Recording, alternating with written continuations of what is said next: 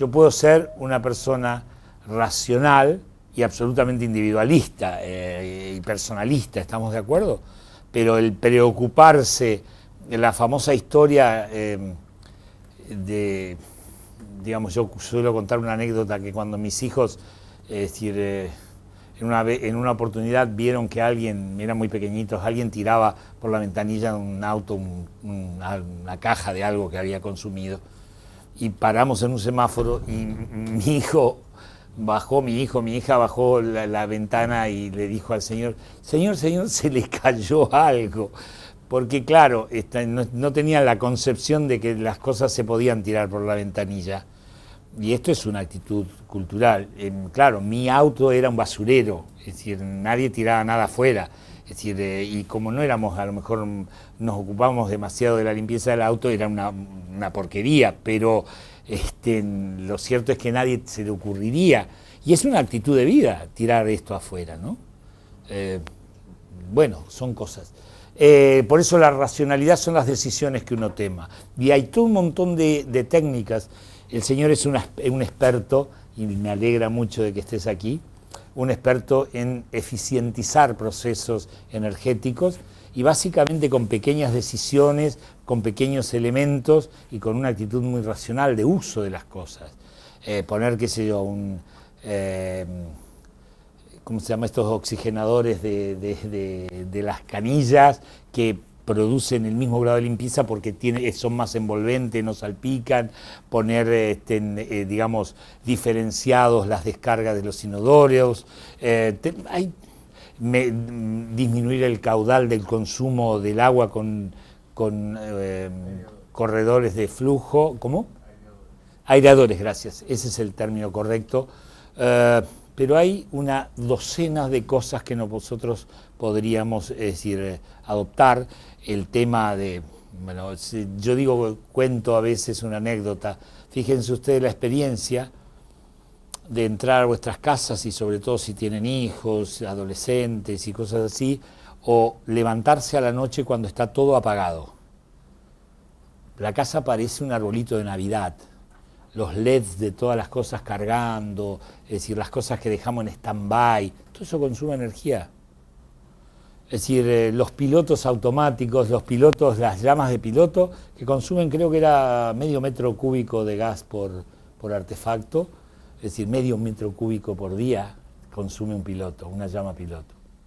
Es decir, para que tengan una idea, hay cosas que son increíbles. Estábamos charlando con él y con Salvador Gil, un PhD de la Washington University, un físico que trabaja en la UNSAM, con el cual hemos hecho algunas cosas juntos, es decir, sobre cómo modificaría, cuánto se ahorraría si yo modificara un grado el termostato, fijara el termostato un grado más arriba o más abajo en condiciones invernales o estivales, ¿no? Es decir, lograríamos en determinadas circunstancias un 20% de ahorro de energía. Hay cosas, hay actitudes que pasan por las decisiones, por la racionalidad. La eficiencia tiene más que ver con la tecnología. La eficiencia es más por menos. La eficiencia involucra mejoras en los sistemas. Cuando veamos retrofit, es decir, vamos a hacer bastante hincapié en ese concepto de eficiencia. ¿Y por qué retrofit? Porque retrofit es mejorar algo que cuando se diseñó, cuando se hizo, no estaban dadas las condiciones o no estaban inventadas las soluciones para, digamos, mejorar eso. ¿Estamos de acuerdo? Esa es básicamente la diferencia. No es una restauración, no es una refuncionalización, retrofit. Es decir, el término en inglés es muy preciso y no tiene una traducción, no tenemos. Sería un ayornamiento, pero también está eso un poco, ¿no? El uso racional y eficiente de los recursos, tanto energéticos como materiales, y la minimización del impacto ambiental de la implantación, producción y uso de los edificios. Esas son las dos cosas fundamentales. Se requiere un cambio cultural, obviamente por lo que acabo de decir, y nuevos paradigmas, es decir, que inclusive la expresión, fíjense que todavía las obras significativas, las obras singulares de arquitectura, sigue prevaleciendo enormemente el impacto visual, los valores expresivos, el personalismo, la estatua al propio autor, es decir, los egos, es decir, cómo funciona, cómo impacta, eso importa bastante menos. Incluso si funciona bien, en muchos casos lo hacen muy mal. La adecuación a las condiciones del sitio, es decir, piensen ustedes que cuando se impone, es decir, el racionalismo, que fue un avance de un montón de cosas, es decir, aparece un edificio que fue paradigmático, aparecen muchas obras paradigmáticas de los arquitectos del movimiento moderno. Uno de ellos era, por ejemplo, el Seagram. Hoy voy a hablar del Seagram en el otro evento, me acordé de eso. El Seagram era el paradigma de la pureza del courting wall, es decir, hecho en el medio de Manhattan, con un retiro para obtener mayor perspectiva y demás. Es decir, hoy no podríamos hacer el Seagram, pero aún así, el Seagram, el reflejo del Seagram es el International Style, el estilo internacional de construir los edificios corporativos. Fíjense qué detalle particular. Yo digo eso que es la arquitectura del no sitio. Un edificio como el Seagram podía estar y podía estar en la 9 de julio siendo la Unión Industrial, en el Libertador siendo la Unión Industrial, y no se les vaya a ocurrir en determinadas fechas y horas, cuando caía el sol, venir yendo hacia el centro y que el sol reflejara en los vidrios dorados. Es decir, se entregaban a la altura más o menos de Callao, se entregaban esas lentes para soldar, para que uno pudiera llegar a Retiro más o menos sin riesgo. Bueno, además de los inconvenientes, muchos de los edificios que están en Puerto Madero, es decir, de los viejos edificios, en un momento dado, simultáneamente en invierno, necesitaban calefacción y en el otro extremo refrigeración. Esto es delirante. Que un edificio sea igual en sus 4 fachadas, son absolutamente diversas, es una aberración.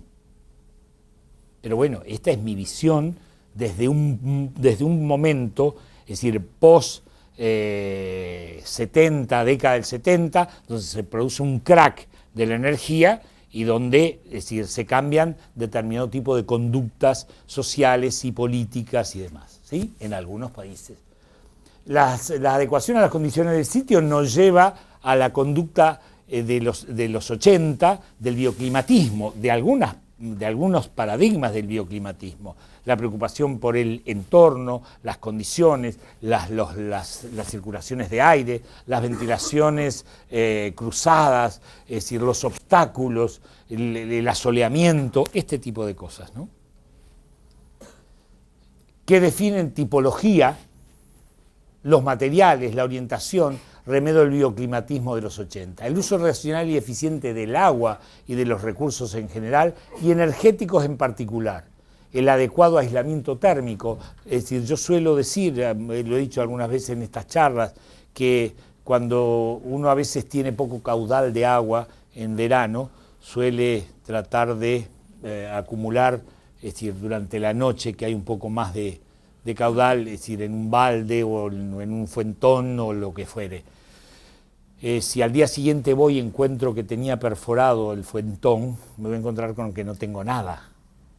Es decir, si yo quiero hacer un uso racional de la energía, el primer aspecto que tengo que hacer es tapar los agujeros de las pérdidas absurdas o de las ganancias indebidas que tengo en la envolvente de mi edificio. Eso es básicamente la cuestión. Es decir, yo tengo, y van a haber algunas decisiones que se tomaron que hoy serían absolutamente distintas con respecto a la legislación y demás.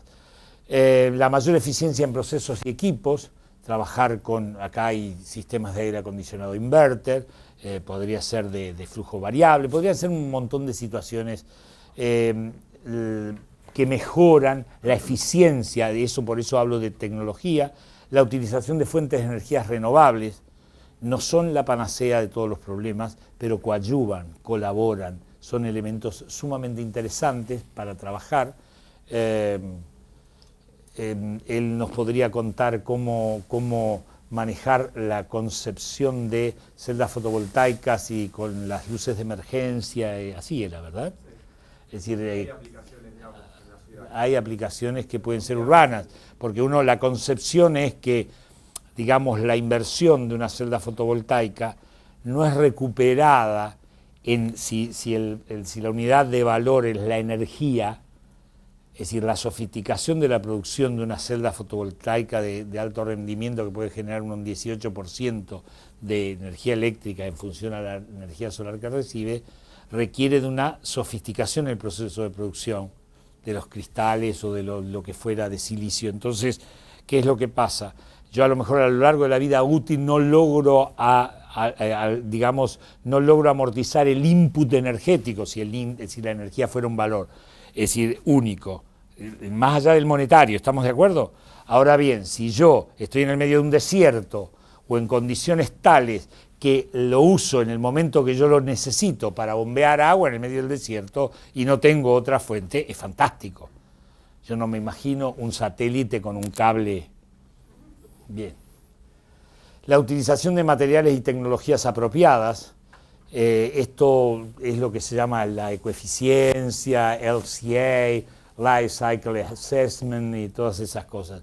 La mitigación de las emisiones de haze, que son los gases de efecto invernadero, y otros contaminantes que causan la degradación del ambiente, y el tratamiento local de residuos efluentes, su reciclabilidad.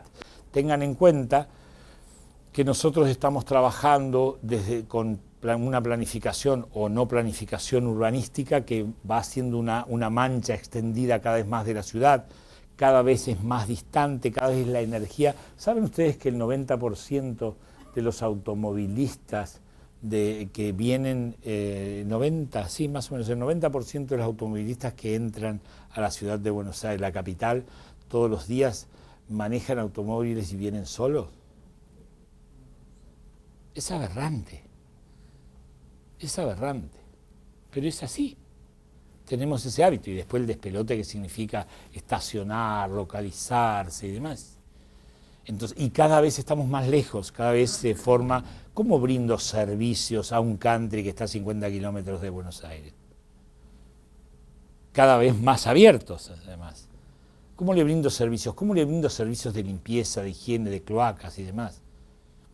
Entonces, el tema de qué hago con los residuos de flentes y demás, la densificación media, las Naciones Unidas planteaba niveles de urbanización de bloques de 2 o 3 pisos, creo que eran, o 3 o 4 pisos, y lograr altas densidades urbanas, que son las únicas que posibilitan además el funcionamiento de servicios urbanos adecuados. Si yo tengo una ciudad toda dispersa, no puedo tener sistemas de transporte, no puedo tener sistemas de servicios. Si tengo una densidad, hay densidades mínimas que posibilitan, digamos, la aparición de determinado tipo de servicios. ¿Está? Bien. La energía más limpia y barata es una cosa que acuñé hace mucho tiempo, es la que no se consume. Y bueno, lo han usado bastante hasta que creo que he perdido la paternidad, no sé si si a lo mejor se lo robé a alguien y no lo recuerdo, pero bueno, esto implica menores costos iniciales en equipo de acondicionamiento. Yo puedo pagar buena parte de la aislación que haga, porque en vez de usar 2 o 3 toneladas de refrigeración, es decir, con la aislación, la tonelada de refrigeración en un momento dado costaba entre $800 y $1000, es decir, y yo aislando debidamente la envolvente de una casa puedo ahorrarme, digamos, un equipo de aire o una tonelada de refrigeración. Generalmente necesitaría en una casa de 100 metros, así, unas 3 toneladas de refrigeración. Bueno, y toda una serie de cosas, menores gastos en la reducción de tarifas. Ahora no pasa nada, pero nuestras tarifas están atrasadas, deberían aumentarse entre un 300 y un 600%. Hace algún tiempo la electricidad en Uruguay costaba 10 veces más que la de Argentina. La gente que vive en la provincia de Buenos Aires tiene la alegría de que nosotros, los que vivimos fuera de la provincia de Buenos Aires, les paguemos buena parte de la luz y el gas que consumen, porque pagamos más caro, para que ustedes no hagan lío ni se pongan malitos y sean buena gente, ¿sí?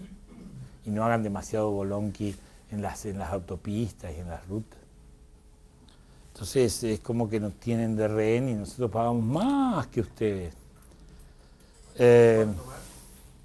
Según la zona. Creo que uno de los lugares donde el precio del gas era más alto, creo que era en La Rioja. Sí. pero un valor es importante. Ahora no recuerdo, yo suelo tener las tarifas así. ¿Qué decías? Yo soy de Saladillo y prácticamente a veces pago un 300% más. El señor te está dando alguna respuesta. Eso sin que también pagamos, como creo que ustedes también, un pequeño porcentaje de subsidio a Santa Cruz. No sé por qué, pero... Impuesto revolucionario. Impuesto revolucionario, digo, ¿para qué? La política energética de subsidiar los combustibles resulta imposible de sustentar a mediano plazo, es inequitativa y favorece un elevado consumo. Yo suelo mostrar aquí un cuadro, mostraba un cuadro de Salvador Gil, donde demostraba en una curva que con las mismas condiciones climáticas comparaba el centro del país por habitante, cómo se producía una curva. Tenemos un umbral de consumo de gas, esto debido a calentamiento de agua y cocción. Cuando empieza a bajar la temperatura, no en forma inmediata, cuando arranca un determinado valor, que creo que está en 15 grados, habíamos observado alguna oportunidad, empieza a aumentar el consumo de gas, ¿sí? Hasta que llega a un techo, cuando ya pusimos a full todas nuestras estufas, no compramos más estufa porque hace frío, nos abrigamos un poco más, entonces se estabiliza, ¿de acuerdo? Si uno compara esa misma curva, él tiene estudios hechos durante 14 años, utiliza esa misma curva y la hace en Bariloche, por ejemplo, o en el sur, la cantidad de energía por habitante se duplica. Porque nadie aísla nada, porque la energía es regalada. Pero en un país cuyo mayor ingreso, es decir, impositivo, es el IVA, ¿sí? El señor que vive en Corrientes, Formosa, Misiones y Chaco, que no tiene gas natural, cuando va al supermercado, a la tiendita, compra un litro de leche, un tetrabric de vino o lo que sea, paga el 21%. Paga el gas que se regala en el sur y que se cobra más barato en Buenos Aires, pero él no tiene acceso a eso. ¿Estamos de acuerdo? Entonces, ¿es equitativo, es Nacan Pop? No. No sirve.